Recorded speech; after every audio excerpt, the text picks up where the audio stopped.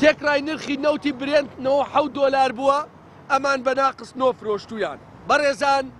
175,000 بەرمیل نەوتی هی حەقلی خورمەڵەیە کە لە ساسی و نوێی نەوتەکەیەکە هیچ کۆمپانیایەکی ئەجنەبی لێ نییە بەکرێی بۆری و بەداشکان و بە مەسروف هەبوویەوە $25 ڕوا کە هێشتا چوار هێندەوەی کەرکووکە بەس داهاتی خورمەڵە ئەکاتە نزیکەی $352 ملیۆن تەنیا خورمەڵە 352 بووە هیچ شەریکێکی ئەجنەبی لێ نییە لە ساعت 43 بڕوە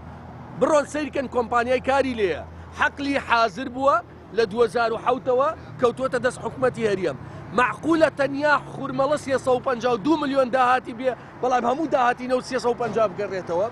و حەقلەکانی تری نەوتیش بەپێی حسابەکەی بەڕێز سەرۆکی حکومەت لە ساعت 41 بڕوە $271 ملیۆن ئەمێنێتەوە واتە بەس پارەی نەوت 915 ملیار دینار بووە لە کاتێکا موچە 874 ملیاری پێویستە